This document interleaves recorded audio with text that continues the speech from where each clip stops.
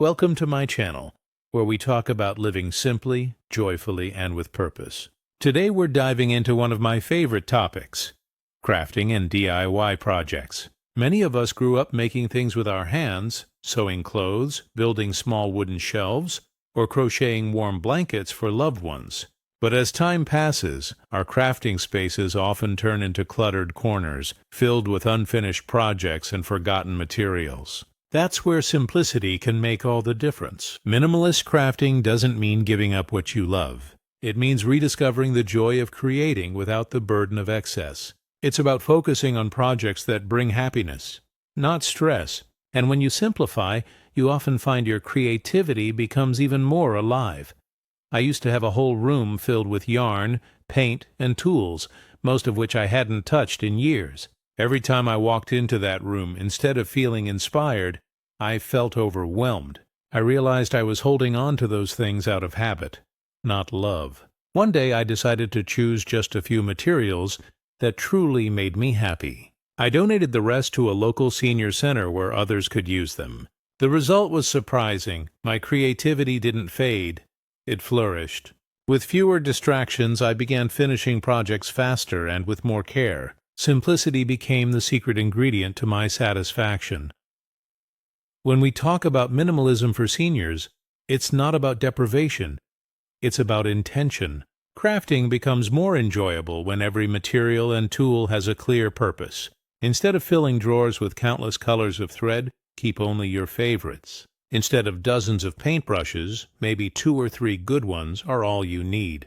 This thoughtful approach saves money and reduces frustration when searching for supplies. It also makes your crafting space safer, especially if you're concerned about tripping hazards or cluttered tables. A clear workspace creates a clear mind, and that's when the real creativity flows. Another key benefit of simple crafting is the emotional peace it brings. Many of us use creative activities as therapy, a way to heal, express, or simply feel calm.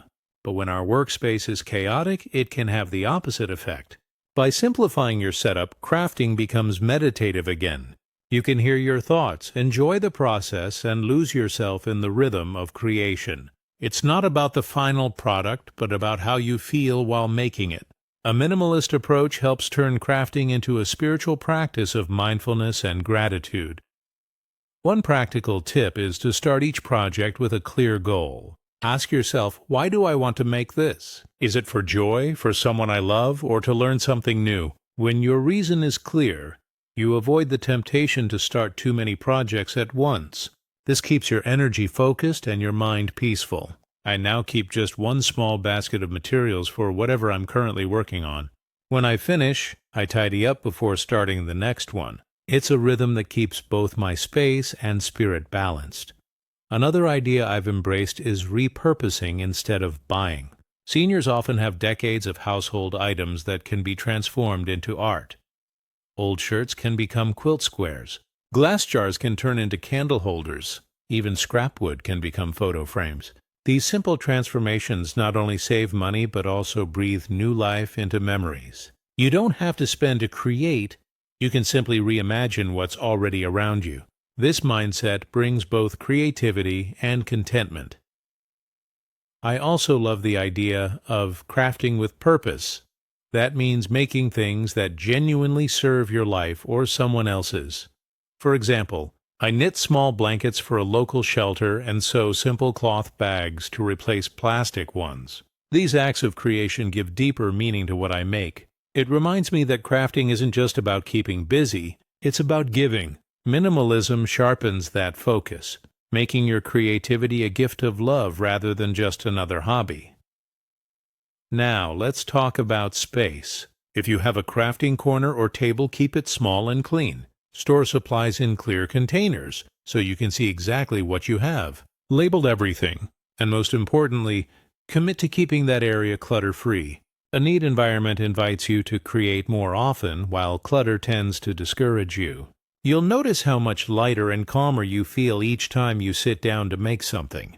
The less visual chaos you see, the more peace your heart feels. Sometimes, simplifying your creative life also means letting go of guilt. Maybe you have unfinished projects that have been sitting for years. It's okay to release them. You can pass them on to someone who might complete them or recycle the materials for something new. Letting go doesn't mean failure. It means freeing your space and mind for the next chapter of creativity. When we hold on to too many shoulds, we stop enjoying the now. Minimalism teaches us to accept what truly matters in this moment. It's also worth mentioning how minimal crafting helps with safety and mobility. As we age, cluttered rooms and scattered tools can pose risks. Simplifying ensures that you can move freely without tripping or struggling to reach items. You don't need to bend or stretch to find what you need. Everything is within reach, easy to clean and easy to enjoy. Peace of mind and physical comfort go hand in hand. A well-organized space truly supports healthy aging. I've noticed that when I simplified my crafting, I also started simplifying other parts of my life. It's amazing how one small area of clarity can ripple into everything else. When my workspace was calm, I felt more at ease in my home. I spent less time searching, more time creating. I spent less money buying supplies, more money on experiences that mattered. Simplicity has a quiet way of teaching you balance and gratitude. Minimalism also invites community. Many seniors find joy in group crafting activities, and a minimalist approach makes sharing easier. When you only keep what you truly use, it's simple to bring your tools to a friend's house or a community center. You share skills, stories, and laughter. That connection is often the most rewarding part of the creative journey. In many ways, crafting together reminds us that simplicity isn't loneliness. It's togetherness with intention. I remember teaching my granddaughter how to make simple greeting cards. Instead of buying fancy paper, we used leftover bits of old cards and colored pencils. She was amazed at how beautiful they turned out. More importantly, she learned that creativity doesn't depend on money or fancy tools. It depends on attention and love. Passing that lesson down felt like a gift that went beyond crafting. It was a philosophy for life. One of my favorite minimalist habits is keeping a one-in, one-out rule. If I bring a new crafting supply into my home, I give away or use up one old item. This keeps things from piling up and makes me think before buying anything new. Over time, this practice builds discipline and gratitude for what I already have. It's not about restriction. It's about conscious choice. Living this way feels freeing rather than limiting. You might also find joy in documenting your creations. Take a picture of each finished piece, then give it away or sell it. That way, you keep the memory without the clutter. Many seniors I know say that this digital scrapbook helps them feel proud without filling their homes. Every photo tells a story, and every project becomes part of a legacy of creativity and simplicity. It's a gentle way to hold on to joy without holding on to stuff. Let's not forget how crafting supports mental health. Studies have shown that creative hobbies reduce stress, lower blood pressure, and even boost memory. When combined with minimalism, the benefits multiply. A calm environment makes crafting even more therapeutic. The soft rhythm of painting or sewing becomes a form of meditation. It helps you reconnect with yourself, your memories, and your sense of peace. If you're just starting, choose one small project that makes you smile. Maybe it's a simple painting or a homemade card. Keep your tools nearby and your expectations low. Focus on the process, not perfection. The beauty of minimalist crafting is that it's easy to begin, easy to maintain, and endlessly fulfilling. Every small project can remind you that less truly is more. Over time, you'll notice how your relationship with things changes. You'll start valuing experiences over possessions, time over tools, connection over collection.